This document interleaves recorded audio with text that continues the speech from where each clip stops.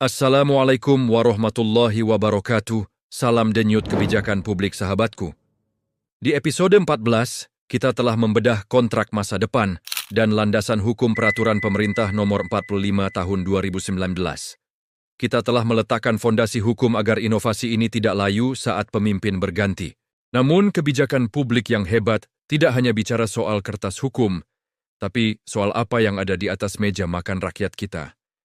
Hari ini, di episode ke-15, kita akan berbicara tentang sesuatu yang sangat fundamental, sesuatu yang menyentuh urat nadi kehidupan kita, pangan. Tema kita adalah Benteng Pangan di Tanah Digital, saat kecerdasan buatan menjawab tantangan kelaparan. Ini bukan fiksi ilmiah, ini adalah realitas yang sedang kita bangun. Barak pendidikan yang kita bahas sebelumnya bukan hanya tentang komputer dan satelit. Hari ini, kita bicara tentang peran strategis Barak dalam menjawab krisis pangan dunia. Bagaimana jika saya katakan bahwa di tengah wilayah pesisir yang ekstrim, anak-anak kita sedang membangun kedaulatan pangan melalui algoritma AI? Inilah konvergensi kebijakan, di mana pendidikan digital bertemu dengan misi swasembada pangan nasional.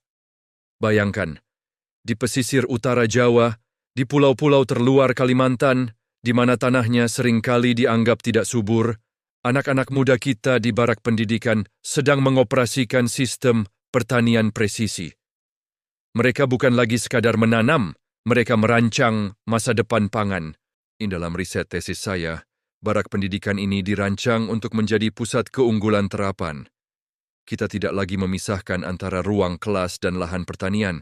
Kita mengintegrasikan teknologi sensor AI dengan kearifan lokal pertanian dan perikanan. Siswa di asrama tidak hanya belajar teori, mereka mengelola lumbung pangan digital secara langsung. Mereka menganalisis data kelembapan tanah, salinitas air, hingga pola cuaca untuk menentukan kapan waktu terbaik menanam dan memanen. Secara hukum, ini memperkuat posisi Barak Pendidikan secara signifikan. Mengapa? Karena ia kini tidak hanya berada di bawah payung hukum pendidikan, tetapi juga dilindungi oleh mandat Undang-Undang Ketahanan Pangan Nasional. Ini memberinya status krusial, sama pentingnya dengan infrastruktur vital lainnya. Lebih jauh lagi, kita memperkuat kontrak kemitraan pemerintah dan swasta atau KPS dengan skema penjaminan yang serupa dengan proyek strategis nasional lainnya.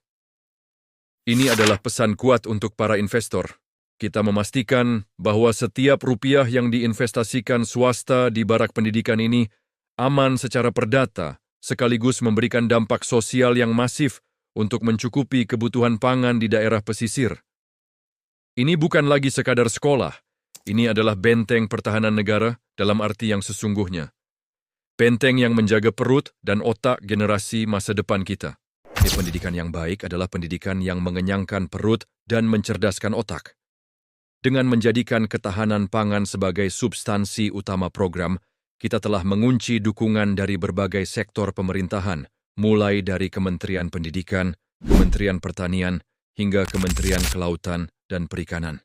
Dunia digital dan ketahanan pangan adalah dua sisi mata uang yang sama dalam membangun kedaulatan bangsa. Jadi, poin utama episode 15 ini ada 3.